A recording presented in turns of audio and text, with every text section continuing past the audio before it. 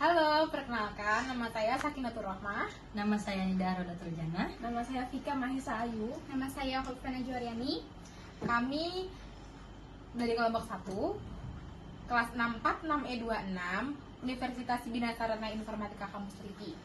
Hari ini kami mau mewawancarai salah satu UMKM, yaitu Butik Cakahong, untuk memenuhi tugas mata kuliah Studi Gerakan Bisnis. Ayo ikut kami.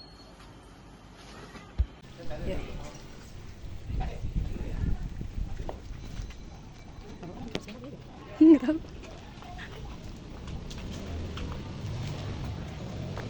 Terus apa? Masuk. Promotion it.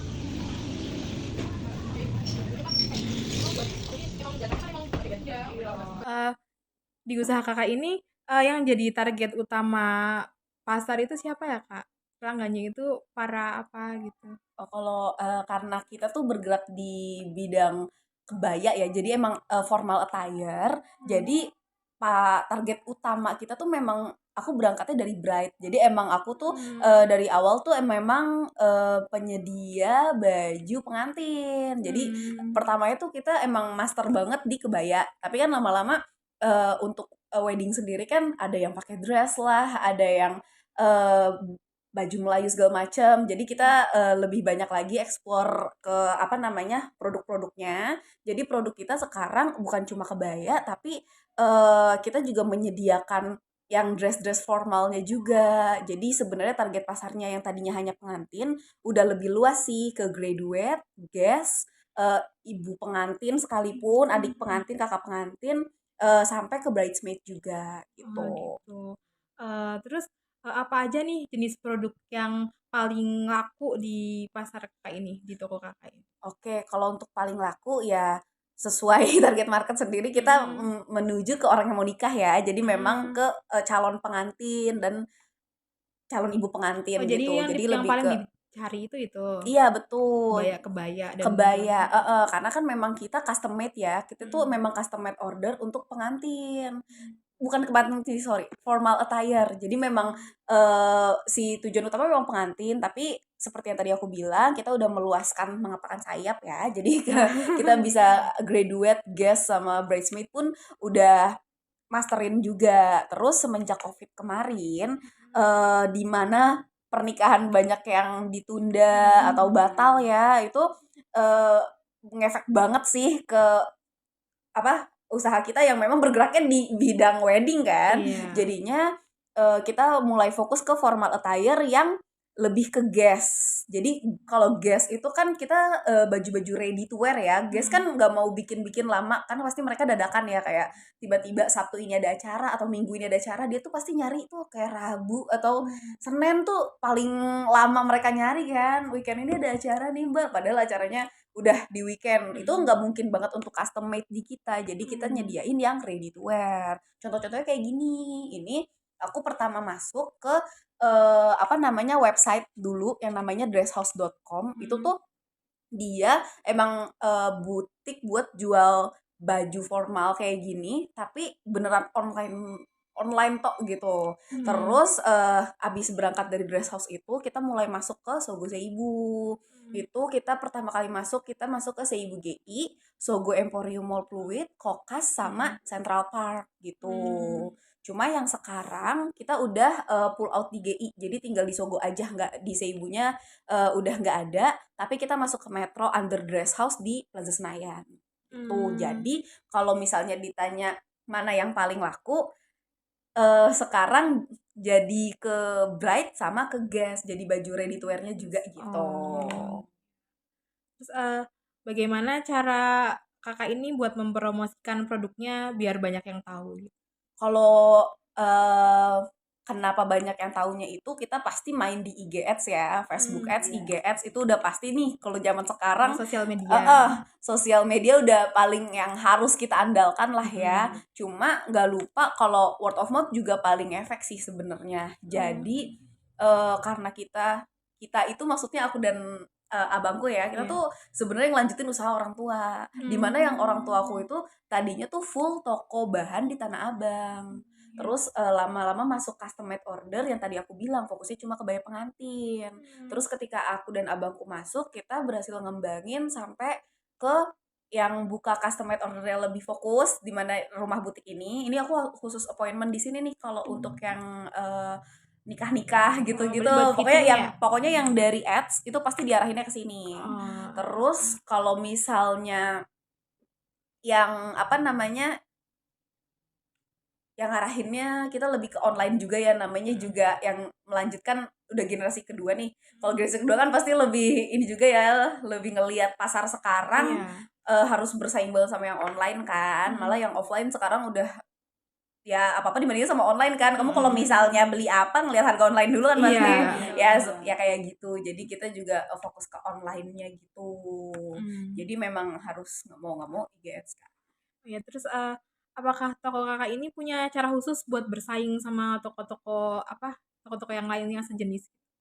Kalau sama sejenis sih kita bersaingnya memang dari uniqueness sih, namanya juga custom made order ya. Jadi emang kita bisa sesuaiin apa yang customer aku mau gitu. Jadi kayak kebayanya dia mau gimana, terus jadi kita konsultasi awal tuh bener-bener brainstorm di antara kita berdua. Jadi gimana referensi si customer sama bagaimana rekomendasi aku. Jadi sebenarnya kalau misalnya kelebihan kita itu lebih ke bisa ngewujudin apa yang customer mau gitu sih.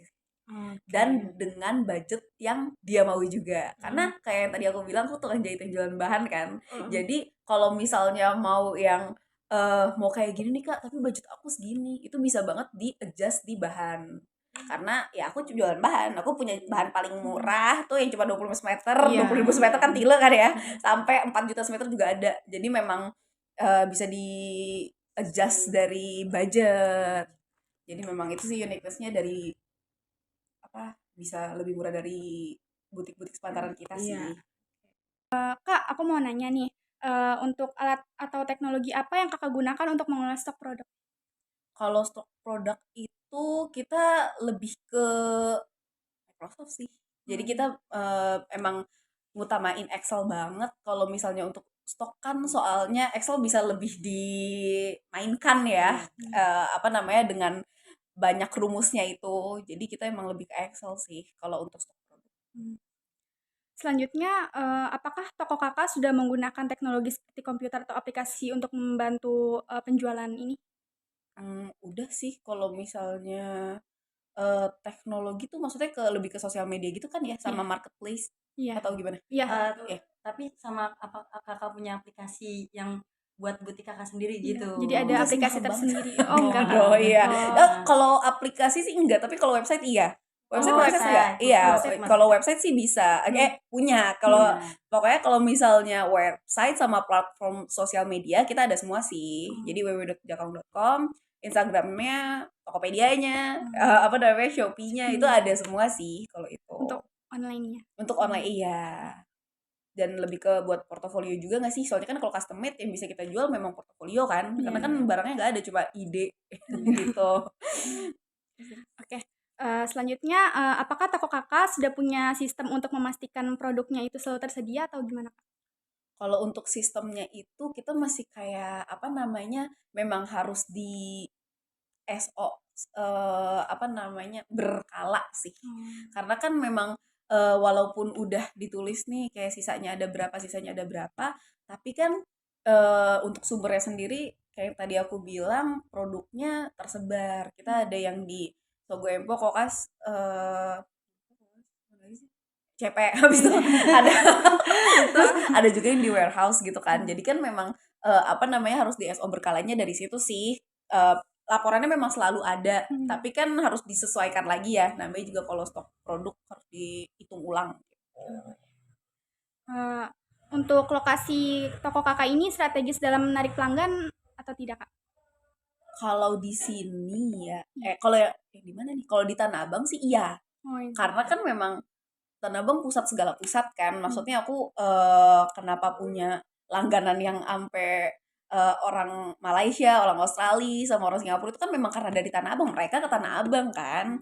Jadi kalau yang itu iya, tapi kalau misalnya yang di sini, ini kan fokus memang kita appointment nih. Jadi memang kita yang mengarahkan customer ke sini. Gitu. Jadi apa namanya, orang yang mau konsultasi untuk custom made yang emang dapetnya dari IG Ads yang tadi aku bilang, itu pasti diarahinnya ke sini gitu. Tapi kalau Sogo ya memang di mall ya. Ya orang datang-datang aja sih. Iya. Kalau emang butuh, kalau lagi Iya. nyari terus males bikin kan pasti ke Sogo ya, kalau misalnya orang-orang yang butuh formal attire gitu aja sih. Selanjutnya untuk kondisi di lingkungan sekitar nih, Kakak nih, untuk mendukung operasional toko itu seperti kenyamanan dan kebersihan itu gimana, Kak, caranya? Kalau di Tanah Abang mah ada office boy-nya ya. Oh, iya. Ya nggak sih? Jadi memang apa namanya, kita juga bayar maintenance segala macam. Kalau di Tanah Abang sih memang gedung, jadi kita udah terfasilitasi lah ya. Tapi kalau misalnya di sini ini kan rumah butik ya, jatuhnya jadi kayak kita yang tanggung jawab sendiri, ya memang harus di-maintain lah ya, namanya juga demi kenyamanan customer gitu sih. Di sini aku mau nanya Kak, siapa yang ngatur dan mengelola toko Kakak untuk sehari-harinya? Kalau untuk sehari-harinya aku dan tim sih. Jadi memang kita punya tugas masing-masing. Kalau misalnya di toko itu yang in charge itu Ibu Nita namanya. Jadi apa namanya, kayak kepala desainernya dia. Terus kita ada karyawannya juga gitu. Tapi kalau yang di sini yang in charge itu aku. Jadi memang apa namanya, setiap tim punya kerjanya masing-masing lah. Kalau misalnya di Sogo kan ya SPG-nya kita ya yang menjadi perwakilan kita gitu sih. Yang Ibu Nita itu yang ada di Tanah Abang? Oh gitu. Berarti kalau di mall itu langsung ke SPG-nya. SPG, Kalau untuk di sini Kakak dan yang Tanah Abang Bu Nita iya gitu. gitu.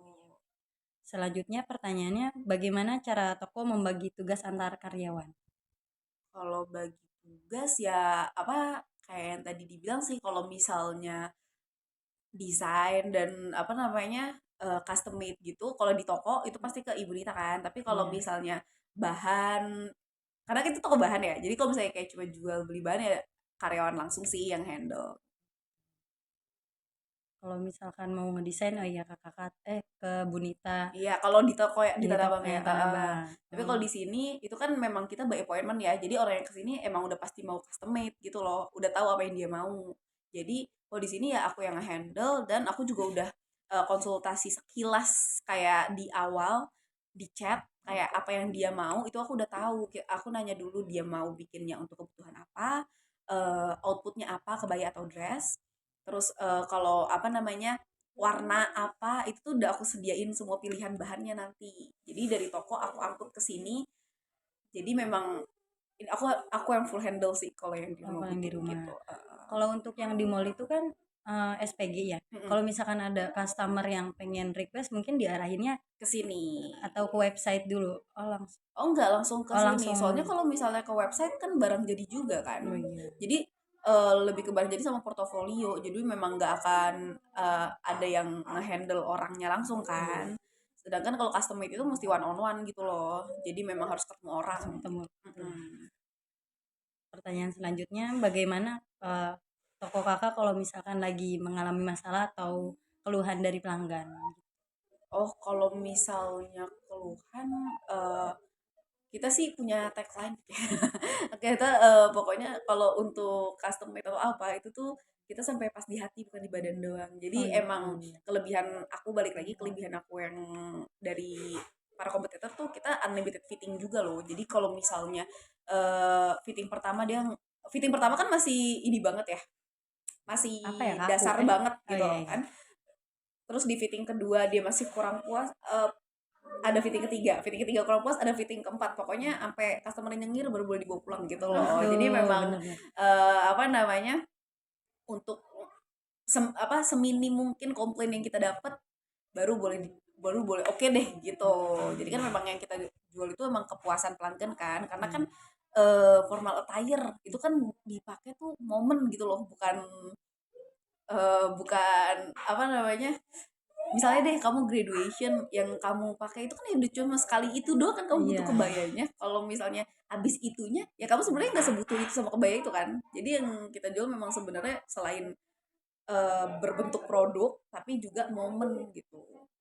Tapi ada, maksudnya ada beberapa atau ada dikit gitu yang apa sih keluhan gitu, komplain, iya gitu. maksudnya Iya gitu. pasti ada sih, tapi ya itu kita sebisa mungkin ngehandle sampai apa namanya, bisa memberikan kepuasan ke si pelanggannya itu gitu. Jadi kayak feedback customer tuh kita dengerin banget gitu loh. Habis itu baru apa namanya, solusinya gimana, nah gitu. Iya, jadi kita nyari solusi sih, nggak yang apa namanya, ya udah maaf ya Kak, udah gitu. Gitu. Wah, kalau Ya. gitu mah Iya. gantung. Oh, ya udah. Kak, aku di sini mau lanjut pertanyaan. Pertama, apakah toko sudah memiliki surat izin usaha dan dokumen legal lainnya? Sudah, kalau misalnya surat izin seperti yang kita obrolin kemarin itu di NIP sama Haki sih sebenarnya. Udah sih, dua itu yang paling penting buat apa berkas-berkas logo soalnya. Oh, iya. Lanjut pertanyaan kedua, apakah toko merasakan adanya perubahan daya beli pelanggan dari waktu ke waktu? eh, Sangat sih, apalagi yang tadi aku bilang before covid, covid, after covid itu beda banget karena apa namanya, kalau misalnya daya beli itu ngefek banget lagi juga sama ke behavior orang kan, jadinya kayak after covid tuh bener-bener full online semua karena di covid dia udah biasa online, padahal tadinya aku nyayur banget before covid di toko gitu. Jadi kayak apa, tadinya tuh masa offline tuh masih jaya banget gitu, terus gitu. Ya, kita nangis. Oke, Ya, gitu. lanjut ya Kak. Pertanyaan ketiga, apakah toko ikut berpartisipasi pada kegiatan sosial seperti donasi atau program komunitas? Enggak lagi. Tapi waktu itu pernah pas zaman COVID itu masih bisa diomongin nggak? Wah, udah Boleh. lama Bisa, banget deh, nggak 5 tahun apa-apa. yang lalu. Itu kita pernah kayak nyumbang APD gitu ke nyumbang APD sama eh dua momen sih. Jadi nyumbang APD barengan sama apa sih nyebutnya ya? Kegiatan sosialnya si orang ITB karena bangku itu anak ITB, jadi dia sama komunitas ITB alumni Ya. ada kegiatan penyumbangan APD gitu, terus dia kaunya include berpartisipasi gitu. Sama yang kedua itu waktu itu kita bikin package sama 10 micro influencer, micro banget sih, nggak yang gede gitu, tapi itu kita ngebagiin baju attire yang ready gini tapi yang udah include sama maskernya. Jadi kayak zaman covid banget kan, Oh, iya. masker matching sama baju tuh oke banget kan, jadi gitu sih dua event itu. Oke, berarti kakak alumni ITB ya? Enggak, aku Trisakti abang tuh yang Tina. sini sini. Lanjut ke pertanyaan keempat, bagaimana upaya yang dilakukan dalam mengelola sampah atau limbah yang dihasilkan dari kegiatan usaha? Nah, kalau untuk kebaya ya, apalagi yang untuk custom made order, itu kan kita lebih ke baju pengantin yang kita pola, terus banyak perca ya sebenarnya. Si perca itu kan nggak akan pernah kita buang sampai baju ini, apa project ini selesai. Karena kan aku kan selalu butuh ya, misalnya kayak customer gendutan, customer kurusan, itu kan kayak seseamless mungkin harus pakai bahan yang sama dong. Jadi emang aku selalu butuh sama si perca itu.